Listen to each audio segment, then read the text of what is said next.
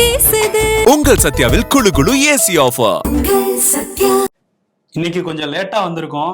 இருந்தாலும் லேட்டஸ்டான ஒரு தகவலோட தான் நம்ம வந்திருக்கோம். ஆமா, என்ன அப்படின்னா நம்ம ஒரு பிரஸ் மீட் இருக்கு. திருமாவளவன் வந்து பிரஸ் மீட் கொடுக்க போறாரு. 5-5:30 மணி அளவுல இது இருக்கும் அப்படின்னு சொல்லியிருந்தாங்க. ஸோ நம்ம நிருபரும் அங்க போயிருந்தாரு, ராம் சங்கருமே. பட் ரொம்ப லேட்டா தான் வந்து திருமா வந்து பிரஸ் மீட் கொடுத்துருக்காரு. ஆமா, அந்த அப்டேட்டோட தான் நாங்க இப்போ வந்திருக்கோம். முக்கியமான பிரஸ் மீட்ன்றனால அதை அவாய்ட் பண்ணக்கூடாது அப்படின்னால இன்னைக்கு கொஞ்சம் ஷோ தாமதமா கொடுக்குறோம். ஆமா, அந்த பிரஸ் மீட்ல என்ன சொல்லியிருக்காருன்னா, காட்டு மன்னார் கோயில்ல நான் போட்டியிடுவேன் அப்படின்னு சொல்லியிருந்தாரு. இப்போ போட்டியிடல அப்படிங்கறத அறிவிக்கிறதுக்கு தான் அந்த பிரஸ் மீட்டே வந்து வச்சிருக்காரு. ஆமா, அது குறிப்பா அவர் நிறைய காரணங்கள் சொல்றாரு இந்த முடிவுக்கு ஏன் வந்தேன் அப்படின்னு சொல்லி. நான் இதுல போட்டியிடணும் அப்படிங்கிறது ரொம்ப நாள் ஆசையாக இருந்துச்சு. நாடாளுமன்றத்திலேயே தொடர்ந்து இருக்கேன், சட்டமன்றத்துக்கு வரணும் அப்படின்னு நான் நினைச்சேன். ஆனா நான் வேட்பாளராக என்னை அறிவிச்சதுல இருந்து நிறைய பிம்பங்கள் வந்து கட்டமைக்கப்பட்டுருச்சு. நான் வந்து துணை முதல்வர் பதவிக்கு ஆசைப்படுறேன், தேர்தலுக்கு பிறகு தொங்கு சட்டமன்றம் வந்துடும், அதை வாய்ப்பா பயன்படுத்தி இவர் பதவி கேட்பாரு, இப்படியெல்லாம் வந்து நிறைய கதைகளை கட்டி விட்டாங்க. ஆமா, அதனாலதான் வந்து நான் ஒரு முடிவு எடுத்திருக்கேன் அப்படின்னு சொல்லிட்டு இந்த முடிவு வந்து அறிவிச்சிருக்காரு. அதை தாண்டி நான் பதவிக்காக எப்பவுமே ஆசைப்படுறவன் கிடையாது. இன்னொன்னு, நான் வந்து 8 தொகுதி தான் எங்களுக்கு கிடைச்சது. ஒவ்வொரு தொகுதியிலையுமே 10-15 பேர் வந்து போட்டியிடணும்னு ஆசைப்பட்டாங்க. ஆனா வந்து ஒருத்தருக்கு சீட்டு கொடுத்தா 9 பேர் வந்து அங்க எதிராக நிக்கிறாங்க. அந்த மாதிரியான சிச்சுவேஷன்லாம் தாண்டி தான் வேட்பாளர்களை அறிவிச்சோம். இப்போ வந்து நான் போட்டியிடல, ஆனா என்னை யாரும் என்னை வந்து இயக்க முடியாது அப்படிங்கிறதையும் சொல்லியிருக்காரு. ஆமா, அதனால வந்து என்னுடைய யுக்தியை நான் வந்து மாத்தி இருக்கேன், என்னுடைய நிலைப்பாட்டை நான் வந்து தள்ளி வச்சிருக்கேன், என்னுடைய யுக்தியை நான் மாத்தி அமைச்சிருக்கேன் அப்படின்னு சொல்லி இந்த தேர்தல்ல நான் போட்டியிடல அப்படின்னு புதிய வேட்பாளர் அறிவிச்சிருக்காரு. ஆமா, காட்டு மன்னார் கோயிலுக்கான விசிகாவினுடைய புதிய வேட்பாளர் ஜோதிமணி இளைய பெருமாள். இவர் வந்து சாதி ஒழிப்புக்காக போராடிய இளைய பெருமாள் அவருடைய இளைய மகன். சோ இவருக்கு வந்து இந்த தொகுதி வந்து கொடுத்திருக்கிறதாக திருமாவளவன் அறிவிச்சிருக்காரு. ஆமா, இதுல வந்து அவரு என்ன சொல்றாரு அப்படின்னா, என்னை யாரும் இயக்கல, எனக்கு யாரும் அழுத்தம் கொடுக்கலங்கிற மாதிரிதான் அந்த பிரஸ் மீட்ல வந்து அவர் சொல்லியிருக்காரு. ஆனா திடீர்னு இப்படி ஒரு முடிவு அப்படிங்கிறது என்ன அப்படின்னு விசிகா வட்டாரத்துல விசாரிக்கும் போது அவங்க என்ன தகவல் சொல்றாங்கன்னா, டிஎம்கே சைட்ல இருந்து கொஞ்சம் அழுத்தம் வந்ததா தான் சொல்றாங்க. ஏன்னா வந்து மாநில அரசியலுக்கு அவர் திரும்புறதை வந்து டிஎம்கே தலைமை விரும்பல அப்படிங்கிற மாதிரி சொல்றாங்க. இன்னொன்னு, நீங்க வந்து அப்படி திரும்பி வந்தீங்கன்னா சிதம்பரம் தொகுதி விசிகாவுக்கு கொடுக்க மாட்டோம். ஏன்னா இங்க ஜெயிச்சுட்டாருன்னா அந்த தொகுதியை ராஜினாமா பண்ணணும், அது காலியாகும். அப்படிங்கும் போது சிதம்பரம் தொகுதியை கொடுக்க மாட்டோம் அப்படிங்கிற ஒரு சூழலும் அவங்க வந்து ஏற்படுத்தியிருக்காங்க திமுகல இருந்து.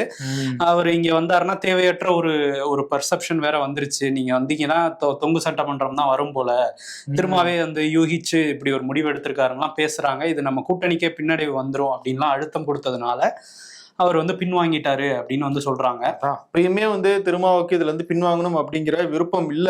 ஆனா இருந்தாலும் திமுக இதை காரணமா வச்சு விசிகா போட்டியிடுற தொகுதிகள்ல சரியா வேலை பார்க்காம போயிட்டா, நிதி கொடுக்கறதுல ஏதாவது பிரச்சனை பண்ணிட்டாங்க அப்படின்னா நம்மளுடைய வெற்றி வாய்ப்பு பாதிக்கப்பட்டுரும் அப்படின்னு யோசிச்சு அவர் வேற வழி இல்லாம இந்த முடிவெடுத்ததாகவும் கட்சிக்குள்ள சொல்றாங்க. ஆமா, ஒரு வழியா வந்து கொஞ்சம் அழுத்தம் கொடுத்து டிஎம்கே வந்து அவரை பின்வாங்க வச்சுட்டாங்கிறது தான் எண்ட் ஆஃப் த டேல செய்தி. பட் அதை பாலிஷா வந்து அதை சொல்லாம அது வந்து வேற மாதிரி வந்து மீட்ல வந்து பிரசன்ட் பண்ணியிருக்காரு. ஆமா, முடிஞ்ச அளவுக்கு கூட்டணியில எந்த பிரச்சனையும் இல்லை, கூட்டணி ஒற்றுமையாக இருக்கு, அந்த கூட்டணியுடைய ஒற்றுமைக்கு நான் வந்து பெரிய அளவுல பங்களிச்சிருக்கேன், அதனால இந்த கூட்டணியை உடைக்க நான் விட மாட்டேன், அதனால என்னுடைய யுக்தியை மாத்தி அமைக்கிறேன் அப்படின்னு சொல்லி அவர் அறிவிச்சிருக்காரு. பின்வாங்கலும் ராஜதந்திரம் தான் அப்படின்னு சொல்லியிருக்காரு. சோ ஓகே, இதனாலதான் கொஞ்சம் லேட் ஆயிடுச்சு.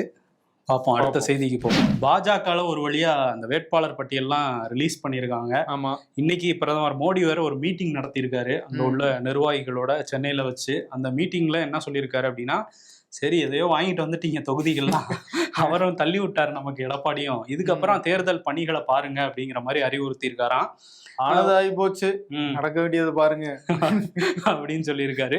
ஒரு 5-6 முதலமைச்சர்கள் வருவாங்க, மாநில முதலமைச்சர்கள், குறிப்பா யோகி ஆதித்யநாத் எல்லாம் வரப்போறாராம். ஆமா, சோ அதெல்லாம் வந்து பேசியிருக்காங்க. அவங்க எல்லாம் வந்து வருவாங்க, நம்ம தேர்தல் பணியை ஃபுல் ஃபிளட்ஜ்டா பார்ப்போம், எந்த அளவுக்கு முடியுமோ அந்த அளவுக்கு ஜெயிப்போம்லாம் சொல்லி. யோகி ஆதித்யநாத் வந்து என்ன பேசுவாப்ல, அவரு ஹிந்தில என்னத்தையா பேசுவாரு, அதுக்குதான் மொழிபெயர்ப்பாளர் வச்சிருப்பாங்களா, அவங்க தமிழ்ல என்னத்தையாவது சொல்லுவாங்க சம்பந்தமே இல்லாம. அவர் வந்து இன்னும் அதெல்லாம் ஒரு ஸ்ட்ராட்டஜி ஒர்க் ஆகுதுன்னு நினைச்சுக்கிட்டு இருக்காங்க. ஆமா, கோவை வடக்குக்கு தான் வருவாருன்னு நினைக்கிறேன். ஆமா, வானதி கொஞ்சம் கவனமா தான் இருந்துக்கணும் யோகி வர்றதுனால. சரி ஓகே, இதுல இன்னொன்னு என்னன்னா, இப்ப அண்ணாமலைக்கு சீட்டு கொடுக்கல அப்படிங்கிறது ஒரு விவாதமா மாறி இருக்கு.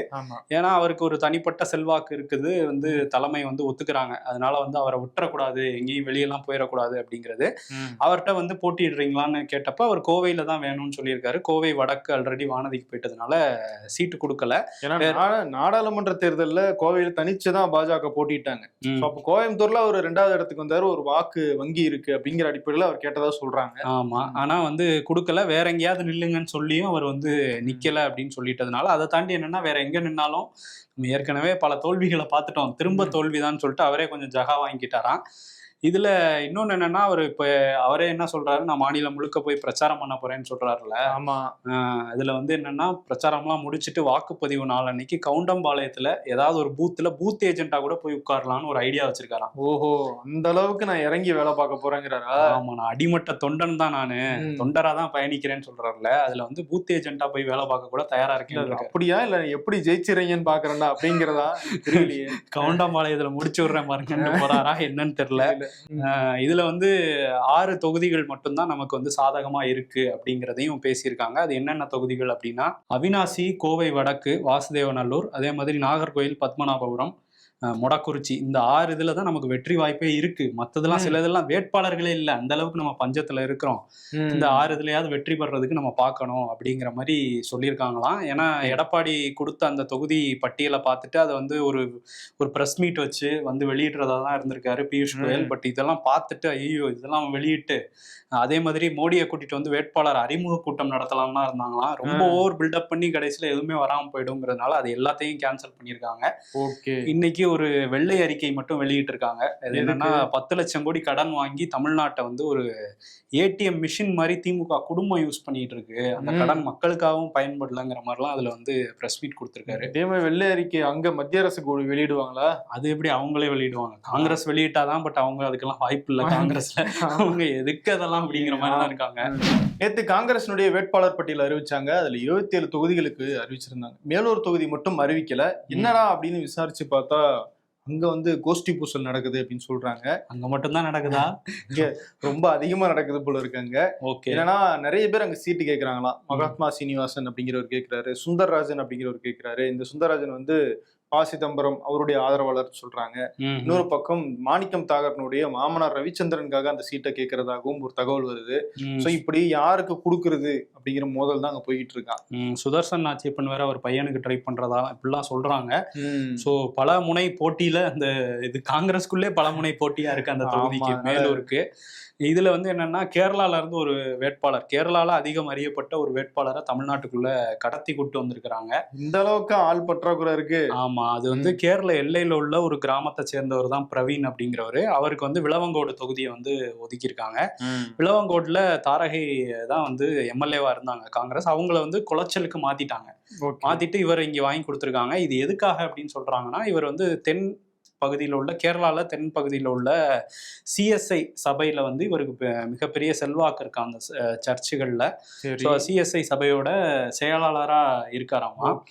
இவருக்கு வந்து இங்க சீட்டு, ஏன்னா இவருக்கு ஓட்டு இதெல்லாம் வந்து தமிழ்நாட்டுல தான் இருக்கு. தமிழ்நாட்டுக்குள்ள இவருக்கு சீட்டு கொடுத்தோம்னா அவர் கேரளால வேலை பார்க்கறதுக்கு தயாரா இருக்காரு, அதனால அவருக்கு கொடுங்க அப்படின்னு சொல்லி கேசி வேணுகோபாலோட அழுத்தம் வழியா தான் இது கொடுத்துருக்காங்க.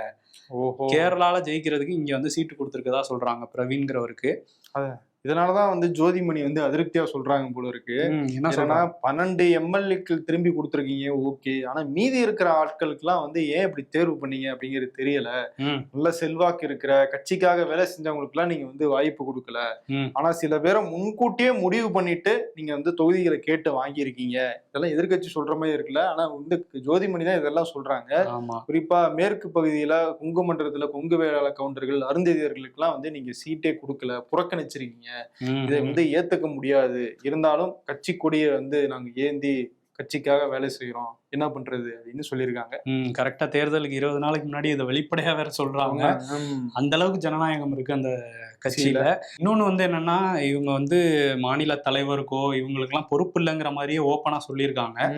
இதனாலயா என்னன்னு தெரியல, செல்வ பெருந்தகை மாநில தலைவர் பதவியில நீடிக்க மாட்டேன், அதுக்கு அடுத்து தேர்தலுக்கு அப்புறம் நான் வந்து ஸ்ரீபெரும்புதூரோட பிள்ளையா வந்து மாறிடுவேன், தமிழ்நாட்டோட பிள்ளையா இருந்துட்டேன் 2 வருஷம், இப்ப வந்து ஸ்ரீபெரும்புதூரோட எம்எல்ஏவாயி அந்த தொகுதி பிள்ளையா வந்து நான் மாறிடுவேன் அப்படின்னு சொல்லி தலைவரா இருந்து எனக்கு என்ன மரியாதை அப்படின்னு யோசிக்கிறாருன்னு தெரியல. இவ்வளவு பிக்கல் பிடுங்கல்களோட நம்ம இந்த பதவியில இருக்கணுமா, அதுக்கு நிம்மதியா இருந்துட்டு போயிடலாம்னு யோசிக்கிறாரோ என்னவோ.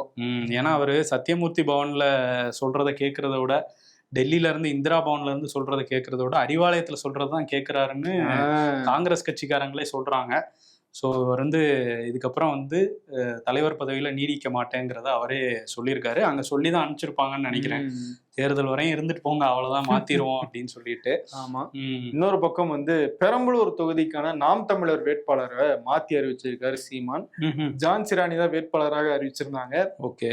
அவங்க வேட்புமனு தாக்கல் செய்ய போகும்போது அங்க வந்து திமுக வேட்பாளர்கள், அவங்க பெண் வேட்பாளர் தான் போல இருக்கு, அவங்களுக்கு வந்து வாழ்த்து சொல்லிட்டாங்களாம்.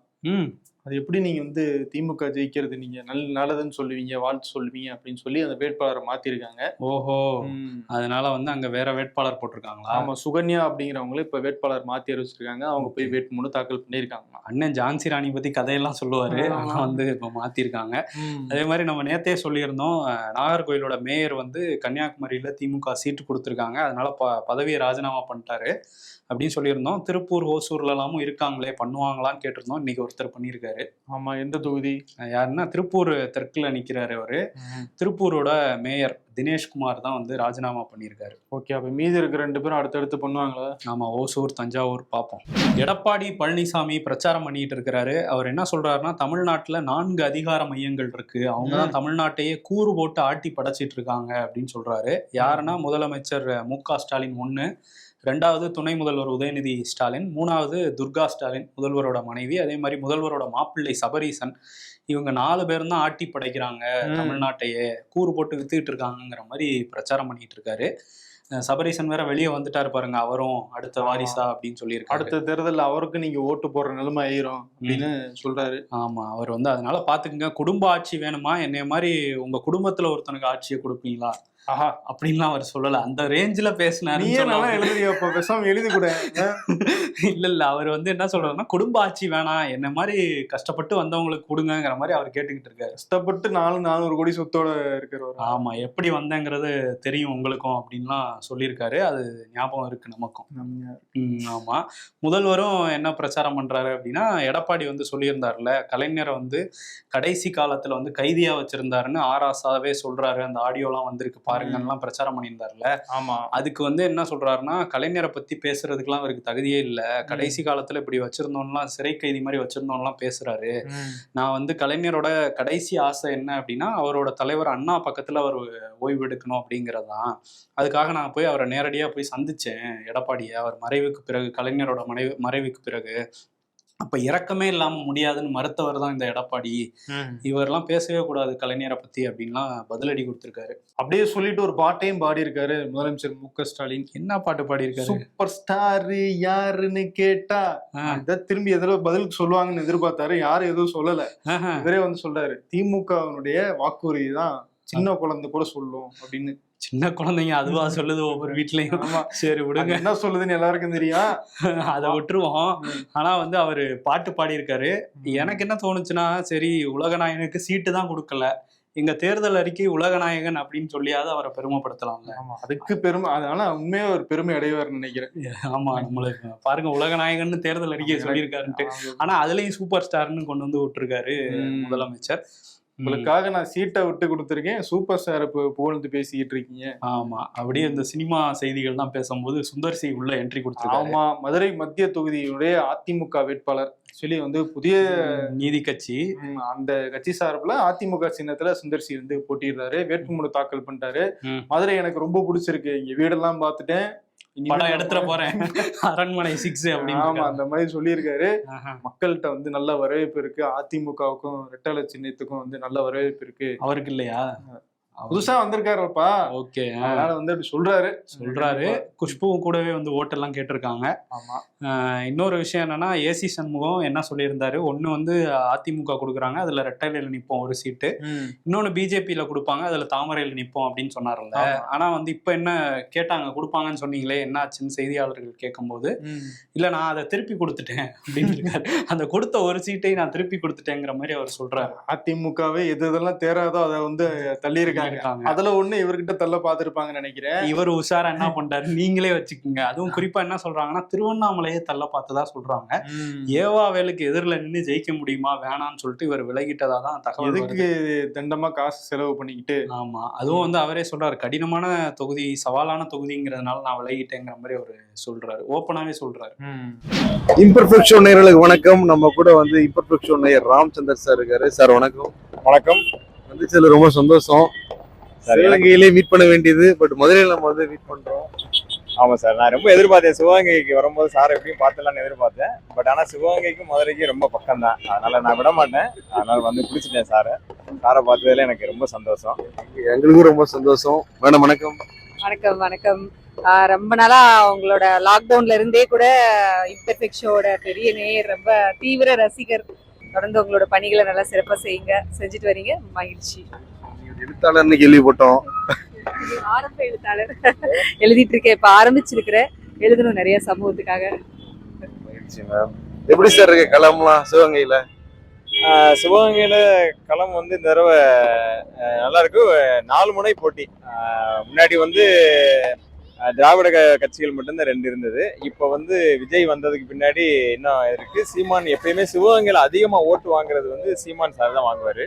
இந்த தடவை விஜய் வந்திருக்காரு, அதனால இந்த தடவை 4 முனை போட்டி. இந்த தடவை திமுகல வந்து புதுசா ஒரு கருணாஸ் வேற இறக்கியிருக்காங்க, அதனால இந்த தடவை கடுமையான போட்டியா தான் இருக்கும். அதிமுகவுக்கும் செந்தில்நாதன் வந்து பிரசன்ட் எம்எல்ஏவா இருக்காரு, அதனால அவர் மீண்டும் வர்ற சூழல் மாதிரி தெரியுது. பட் ஆனா எல்லாம் வாக்களிச்சதுக்கு பின்னாடி தான் தெரியும் அது எப்படி என்ன போல ஆயிருக்குன்னு தெரியும். இப்படிதான் நம்மளும் பேசியிருந்தோம். கருணாஸ் நிற்கிறாரு, தொகுதிக்கு அறிவும் இல்லாதவர்.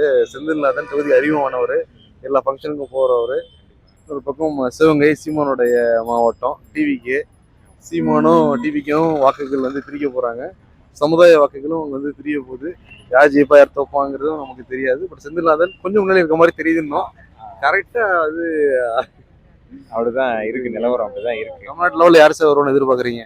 தமிழ்நாடு லெவல்ல கொஞ்சம் கஷ்டம் தான் இந்த தடவை, அப்படிதான் தெரியுது. இந்த தடவை தனி மெஜாரிட்டியா வர்ற மாதிரி தெரியல. ஏன்னா இவங்களும் 169 இதுதான் நிக்கிறாங்க, அவங்களும் 170 தான் நிக்கிறாங்க. ஆனா அவங்க அதிமுக பிரிச்சு கொடுத்தது பாத்தீங்கன்னா, பிஜேபிக்கு பிரிச்சு கொடுத்தது பூராமே டஃப்பான தொகுதியா இருக்கு. அதுலலாம் திமுக ஈஸியா வின் பண்ணும். அதே மாதிரி அவங்க கூட்டணிக்கு கொடுத்ததுல பூரா அதிமுக ஈஸியா வின் பண்ணும். அதனால கிட்டத்தட்ட சமமா வர்ற மாதிரி தான் தெரியுது. பார்க்கலாம் எப்படி இருக்குன்னு. எல்லாருமே வெயிட்டிங் மே 4க்காக. விஜய் வந்து பாதிப்பை ஏற்படுத்துவாரு, ஆனா அது எங்களுக்கு இல்ல அப்படின்னு சொல்லி டிடிவி வந்து சொல்றாரு. அவர் என்ன லாஜிக் சொல்றாருன்னா, 2006ல் விஜயகாந்த் கட்சி ஆரம்பிச்சாரு, சரி, அப்ப ஆட்சியில இருந்தது நாங்க தான் அப்படின்னு சொல்றாரு. அதாவது ஏடிஎம்கே தான் ஆட்சியில இருந்தாங்க, எங்களுக்கு தான் அது பாதிப்பா முடிஞ்சது.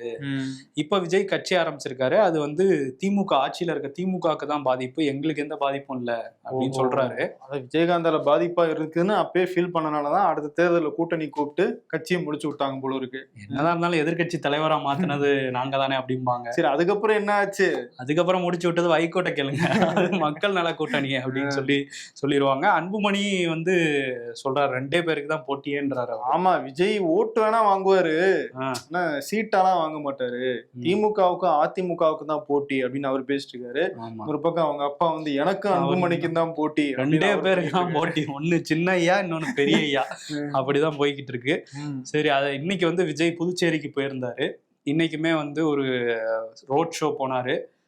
ரோட் ஷோல சில பேர் வண்டி மேலலாம் வந்து பாஞ்சுக்கிட்டு இருந்தாங்க, அவங்களெல்லாம் பவுன்சர்ஸ்லாம் ஒதுக்கி விட்டாங்க.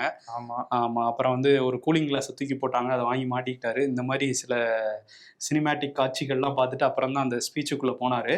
அங்க போய் என்ன சொல்லியிருக்காரு அப்படின்னா, காங்கிரஸ் வந்து சொல்லியிருக்காரு, சும்மா ஒரு பேருக்கு கூட்டணியில இருக்காங்க திமுக கூட, தமிழ்நாடு மாதிரியே தான் இங்க திமுக காங்கிரஸ் கூட்டணிக்குள்ள குழப்பம் இருக்கு.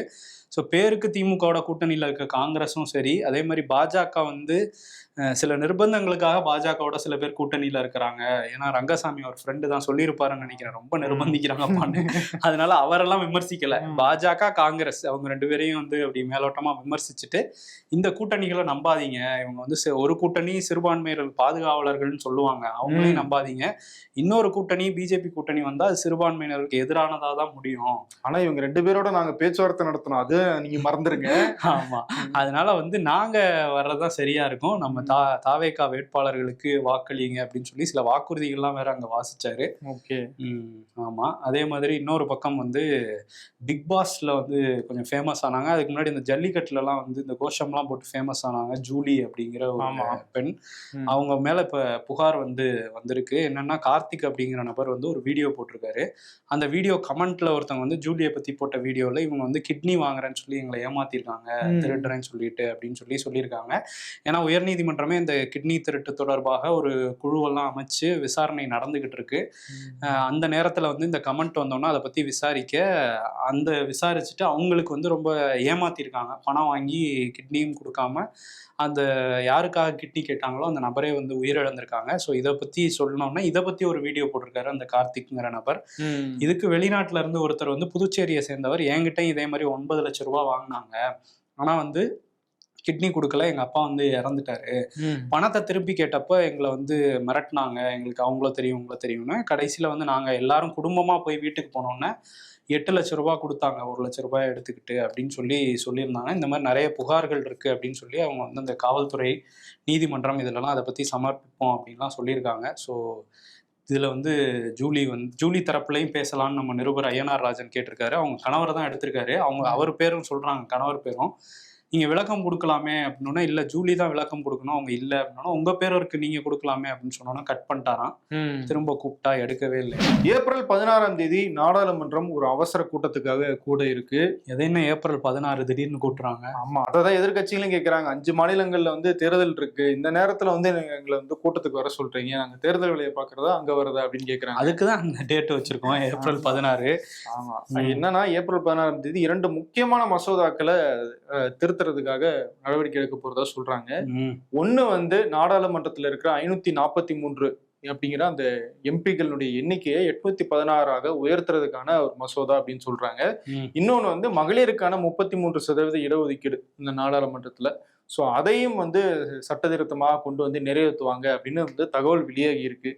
ஆமா, இதுக்கு ப. சிதம்பரம் கடுமையா எதிர்வினையாற்றி இருக்காரு. அவர் என்ன சொல்றாருன்னா வெஸ்ட் பெங்கால்ல ஏப்ரல் 23 தான் தேர்தல், அதே மாதிரி தமிழ்நாட்டிலையும் ஏப்ரல் 23 வாக்குப்பதிவு இருக்கு. அதுக்கு முன்னாடி எப்படி எம்பிஸ்லாம் அங்க வருவாங்க, கிட்டத்தட்ட இந்த 2 மாநிலத்தையும் சேர்த்தா 67 எம்பிக்கள் எதிர்கட்சி எம்பிக்களா இருக்கும். இவங்கெல்லாம் வாக்களிக்க முடியாம அங்க இருக்கவங்களை வச்சு வாக்களிச்சு அந்த மசோதாவை நிறைவேற்றிடலாம் அப்படிங்கிற மாதிரி பாக்குறாங்க.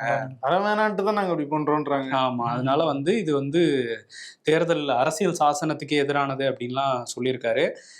இன்னொரு பக்கம் பார்த்தோம்னா இந்த 816 அதிகரிக்கிறோம் அப்படின்னு சொல்றாங்கல்ல, அதுல தமிழ்நாட்டுக்கும் தொகுதியோட எண்ணிக்கை அதிகரிக்கும் அப்படின்னு சொல்றாங்க. ஆனா கம்பேர் பண்ணும்போது யூபிக்கு எவ்வளவு பர்சன்டேஜ் அதிகரிக்குதோ அதை விட இங்க ரொம்ப கம்மியா தான் அதிகரிக்கும். இதுவுமே ஒரு பெரிய அநீதி அப்படிங்கிறத பதிவு. ஒருவேளை ப. சிதம்பரம் சொல்ற மாதிரி யூபிக்கு அதிக தொகுதிகள் ஒதுக்குனாங்க அப்படின்னா என்ன ஆகும்னா, ஊபியில மட்டும் ஜெயிச்சா போதும், தென் மாநிலங்கள்ல பெருசா நம்ம ஜெயிக்கணும்ன்ற தேவையில்லை அப்படின்னு தென் மாநிலங்களுக்கான அங்க இருக்கிற அதிகார பகிர்வு குறைஞ்சிரும் அப்படின்னு இங்க இருக்கிற எதிர்கட்சிகள்லாம் சொல்றாங்க. பட் நாங்க அப்படிலாம் பண்ண மாட்டோம், ரொம்ப நேர்மையா பண்ணுவோம் அப்படின்னு, டீலிமிட்டேஷன் கரெக்டா பண்ணுவோம்லாம். உங்க நேர்மையை நாங்க 10 வருஷத்துக்கு மேல பார்த்துட்டு தான் பார்த்துட்டோம். என்ன பண்ண போறாங்கன்னு தெரியல. இதுக்கு இன்னொரு பக்கம் FCRA அப்படிங்கிற ஒரு சட்டத்திருத்தத்தை கொண்டு வராங்க. Foreign contribution regulation act. அதாவது NGO-க்களுக்கு வெளிநாடுகள்ல இருந்து நிதி வருது இல்லையா, அந்த விஷயமா ஒரு சட்டத்திருத்தத்தை கொண்டு வர இருக்காங்க. ஆக்சுவலி தாக்கல் பண்ணிட்டாங்க.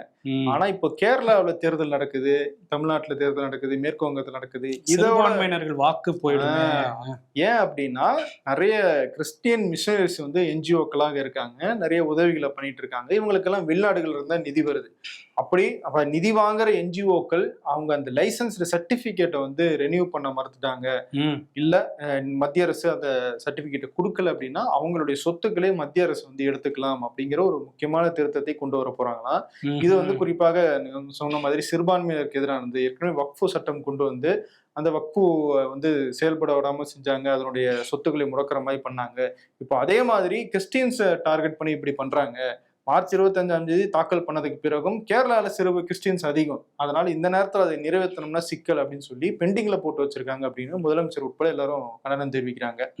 ஓகே. அதே மாதிரி மேற்கு வங்கத்துல தேர்தல் நடக்குது இல்ல, அங்க வந்து திரிணாமுல் காங்கிரஸோட வேட்பாளர்கள் 4 பேர், 2 அமைச்சர்கள் உட்பட 4 வேட்பாளர்களுக்கு சம்மன் வந்திருக்கு மத்திய விசாரணை அமைப்புகள்ல இருந்து. 3 பேருக்கு இடில இருந்து சம்மன் வந்திருக்கு. அதுல ஒருத்தர் வந்து தேவஷிஷ் அப்படிங்கிறவரை 2 முறை விசாரிச்சிருக்காங்க வேற ஒரே வாரத்துல சம்மன் அனுப்பி. ஒருத்தர் வந்து என்ஐஏ விசாரணைக்கும் அழைக்கப்பட்டிருக்காரு. 2022 பாம் பிளாஸ்ட் ஒன்று நடந்தது, அதை ஒட்டி அவர்கிட்ட விசாரிக்கணும் அப்படின்னு சொல்லிட்டு. இப்போ மம்தா என்ன சொல்றாங்கன்னா, இவ்வளவு வருஷத்துக்கு முன்னாடி நடந்த பழைய கேஸ் எல்லாம் எடுத்துட்டு வந்து கரெக்டா தேர்தல் தேதி அறிவிச்சதுக்கு அப்புறம் பிரச்சாரம்லாம் ஆரம்பிக்கிற நேரத்துல இப்பதான் விசாரிக்கணுமா, இதெல்லாம் வந்து மக்கள் பார்த்துட்டு உங்களுக்கு வாக்களிப்பாங்கன்னா நினைக்காதீங்க அப்படிங்கிற மாதிரி பதிலடி கொடுத்துருக்காங்க. இன்னும் எத்தனை இடத்துல இப்படி பண்ண போறாங்க தெரியல பிஜேபி. இப்போதைக்கு டார்கெட் வந்து மேற்கு வங்கம் தான், தமிழ்நாடு இப்போதைக்கு இல்ல போல அவங்க லிஸ்ட்ல. போல இன்னொரு 15 நாள் இருக்கு, என்ன வேணா நடக்கலாம். ஈரானுடைய எல்லைக்குள்ள பறந்த அமெரிக்கனுடைய F-15 போர் விமானத்தை ஈரான் சுட்டு வீழ்த்திருக்காங்க. அதுல வந்து 2 பைலட்டுகள் இருந்திருக்காங்க போல இருக்கு. அந்த 2 பைலட்டுகளோட நிலைமை என்ன ஆச்சு அப்படின்னு தேடுறதுக்காக ஒரு ரெஸ்கியூ ஆபரேஷனுக்கு திரும்பவும் அமெரிக்கா தரப்புல இருந்து 3 விமானங்கள் போயிருக்கு, 2 ஹெலிகாப்டர், ஒரு விமானம் போயிருக்கு. அந்த 2 ஹெலிகாப்டர் மேல லோக்கல்ல இருக்கிற மக்கள் ஷூட் பண்ணதா சொல்றாங்க. மக்களா? ஆமா, அதுவும் தாக்குதல் நடத்தப்பட்டிருக்கு. அந்த 2 பிளாக் ஹாக் ஹெலிகாப்டர்களும் வந்து அட்டாக் பண்ணப்பட்டிருக்கு அப்படின்னு தகவல் வருது. ஏன்னா வந்து ட்ரம்ப் என்ன சொன்னாரு, ஈரான் கையில வந்து ஆயுதம் இல்ல, டிஃபென்ஸ் சிஸ்டம் இல்ல, எல்லாத்தையும் அழிச்சிட்டோம்னு சொன்னாரு. ஆனா இப்போ வந்து F-15 விமானத்தையே வந்து அடிச்சு நொறுக்கி இருக்காங்களே அப்படின்னு நிறைய பேச்சாகிட்டு இருக்கு. ஈரான் இன்னும் வந்து நிறைய ஏவுகணைகளை நாங்க ஒழிச்சு வச்சிருக்கோம், நீங்க பார்த்ததெல்லாம் ரொம்ப கம்மி அப்படின்னு சொல்லியிருக்காங்க. ஸோ அதனால இந்த போர் வந்து இப்போதைக்கு முடிகிற மாதிரி தெரியல. இதுல என்னன்னா, கல்ஃப்ல இருக்கிற இந்தியர்கள் நிறைய பேர் தங்களுக்கு வேலை இருக்குமா இல்லையா அப்படிங்கிற ஒரு சிச்சுவேஷன் ஏற்பட்டிருக்கு அப்படின்னு சொல்றாங்க. அங்க இருக்கிற சிலர் சொல்றது அப்படியே இருக்கு. ஆமா, ஏன்னா நிறைய பேர் வாழ்வாதாரத்துக்காக அங்கதான் போயிருக்காங்க. குறிப்பா சவுத்துல இருந்துலாம் நிறைய பேர் கல்ஃப்ல இருக்காங்க. ஆமா, பட் இந்த யாரு பலம் அப்படின்னு காட்டுறதுக்காக 2 பேர் போடுற சண்டையால உலகமே பலவீனமா தான் மாறிட்டு இருக்கு. போர் போய்கிட்டு இருக்கு. IPL நிறுத்துங்கடான்னு CSK ஃபேன்ஸ் சொல்றாங்களா, 2 மேட்ச் தோத்ததுக்கு அப்புறம். சஞ்சுவை உங்ககிட்ட திருப்பி கொடுத்துட்டு ஜட்டுவை கேட்டு வந்திருக்கோம் அப்படின்னு பூ பழத்தோட போய் ராஜஸ்தான் ராயல்ஸ் கிட்ட நிக்கிறாங்க CSK.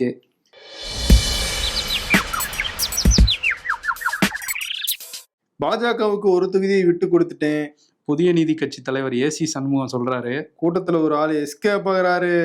நைஸா எஸ்கேப் ஆயிட்டார்ல. உங்களுக்காக என் வழியெல்லாம் தாங்கிட்டு வந்திருக்கேன். என்ன வழின்னு? 1 மணி நேரம் விமானத்தில் உட்கார்ந்துகிட்டே வந்ததால் முதுகு வலி அப்படின்றாரு விஜய்ங்கிற மாதிரி போட்டிருக்காங்க. அரசியல்ல இதெல்லாம் சாதாரணமாப்பா. விருது யாருக்கு போலாம்? விருது இன்னைக்கு திரும்பவே வந்து அறிவிச்சிருக்கிறாருல, நான் போட்டியிடுறேன்னு சொன்னவரு போட்டியிடல அப்படின்ட்டு இருக்காரு. ஆமா. சோ அவரே என்ன சொல்றாரு, நான் போட்டியிடுறேன்னு சொன்னது ஒரு குத்தமா அப்படிங்கிற மாதிரி அவர் வந்து கேக்குறாரு. ஆமா. சில விசிகாவினர் எங்க தலைவர் போட்டியிடுறது என்ன அவ்வளவு பெரிய குத்தமாங்கிற ஒரு மனநிலைக்கும் வந்திருக்காங்க. ஏன்னா திமுக அது பின்னணியில இருக்காங்க அப்படின்னு சொல்றதுனால. ஆமா. சோ முதல்வர் MK ஸ்டாலினுக்கும் தொல் திருமாவளவனுக்கும் இது ஒரு குத்தமா அப்படிங்கிற அவார்டை கொடுத்துட்டு கிளம்புவோம். நன்றி. உங்கள் சத்யாவில் குளு குளு AC ஆஃபர்.